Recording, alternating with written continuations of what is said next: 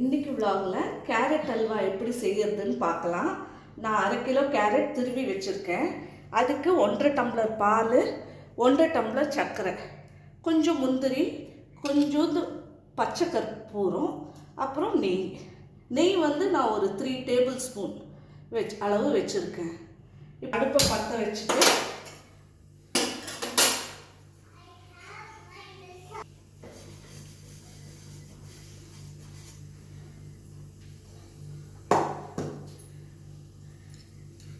நெய் கொஞ்சம் போட்டுக்கலாம்.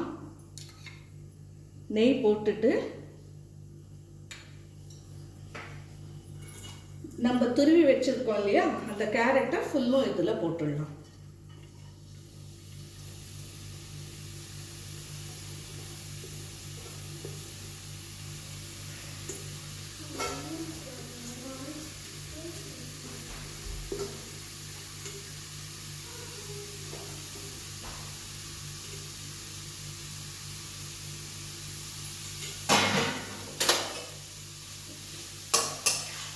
போட்டு நல்லா அந்த நெய்யில் அந்த பச்சை வாசனை, கேரட்டோட பச்சை வாசனை போகிற வரைக்கும் நல்லா வதக்கிக்கோங்க.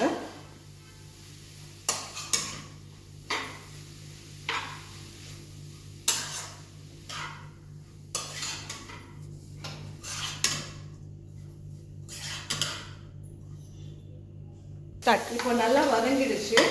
இதை நம்ம வந்து அந்த பவுலுக்கே திருப்பி ஷிஃப்ட் பண்ணிக்கலாம்.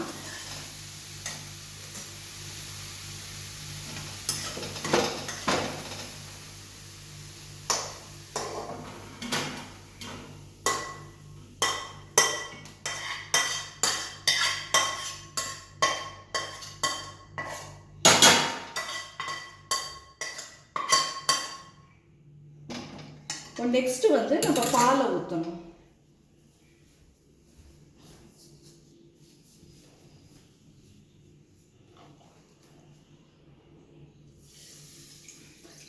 ஒன்றரை டம்ளர் பால் எடுத்தோம் இல்லையா, அதை நெக்ஸ்ட் நம்ம ஊற்றிக்கணும்.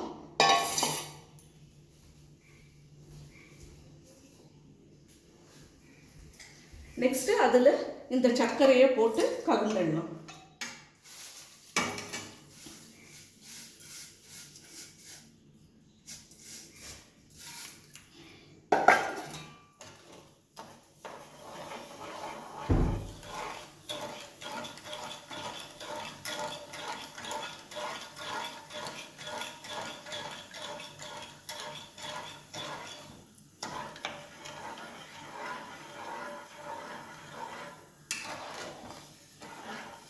பால் காய்ச்சின பால் தான் எடுக்கணும்னு ஒன்றும் அவசியம் இல்லை.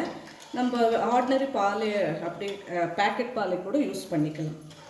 தேவையான நீங்கள் ஃபுல் ஃபேட் மில்க் கூட வாங்கிக்கலாம். நான் இங்கே ஆவின் ப்ளூ பேக் தான் யூஸ் பண்ணியிருக்கேன்.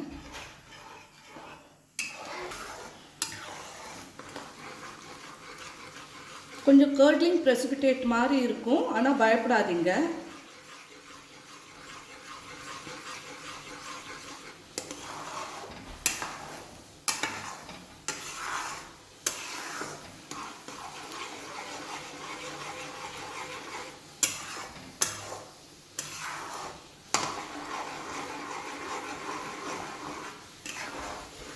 இப்போ சர்க்கரை நல்லா கரைஞ்சிடுச்சு.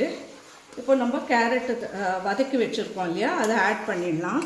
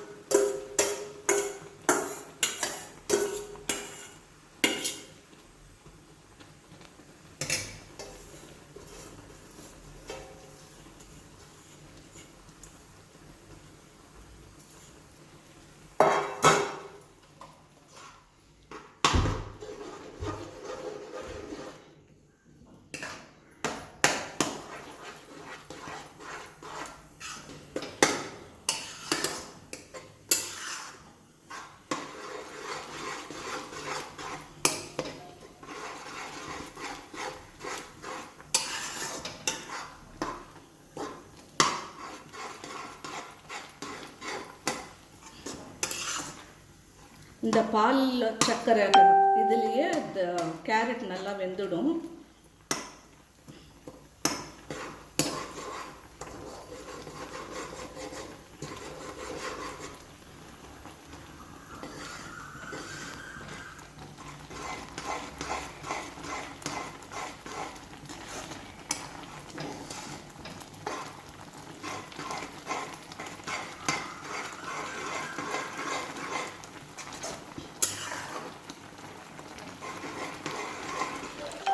நல்லா ஒரு 2 மினிட்ஸில் நம்மளுக்கு இந்த மாதிரி ஒரு கன்சிஸ்டன்சி கிடச்சாச்சு. இன்னும் கொஞ்சம் இழுத்த உடனே நம்ம ஆஃப் பண்ணிட வேண்டியது தான். அப்புறம் முந்திரி நம்ம தாளித்து கொட்டிட வேண்டியது. இப்போ நல்லா இழுத்துக்குச்சு. அந்த பாலும் சர்க்கரையும் போட்ட கலவையில் கேரட் போட்டோம் இல்லையா, இப்போ தண்ணியாக இருந்தது, நல்லா வெந்தும் நல்லா இழுத்துக்குச்சு. இப்போ வந்து ஸ்டவ்வை சிம்மில் வச்சுட்டு அதை எடுத்து இப்படி பின்னாடி வச்சிடலாம்.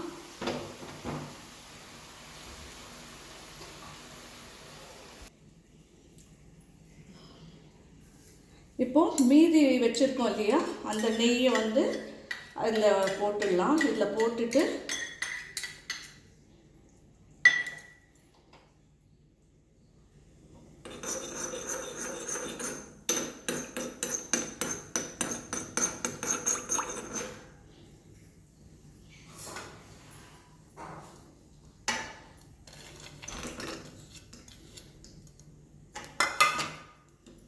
முந்திரி போட்டு வறுத்துக்கோங்க. ஃப்ளேம் வந்து கொஞ்சம் சிம்லேயே இருக்கட்டும்.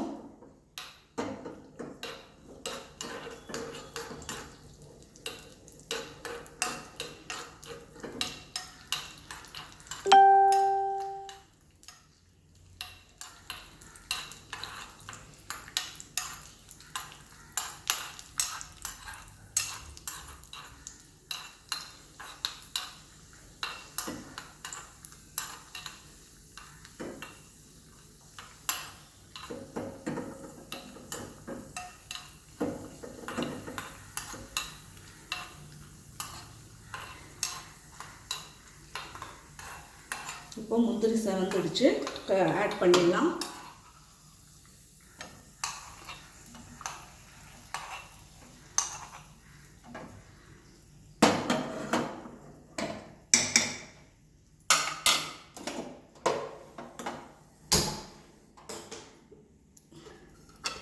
இப்போ ஜஸ்ட் ஒரு ஃப்ளேவருக்காக இந்த பச்சை கற்பூரம் இந்த இவ்வளோ தான் எடுத்திருக்கேன். இதை வந்து நல்லா க்ரஷ் பண்ணிவிட்டு இதில் ஆட் பண்ணிடலாம். இந்த நெய்யில்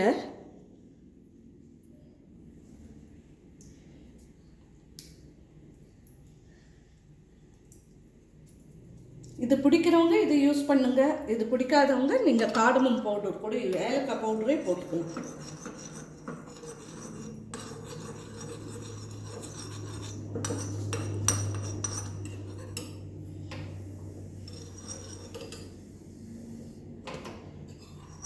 இப்போ இதுவும் வந்து அந்த கேரட் அல்வாக்கு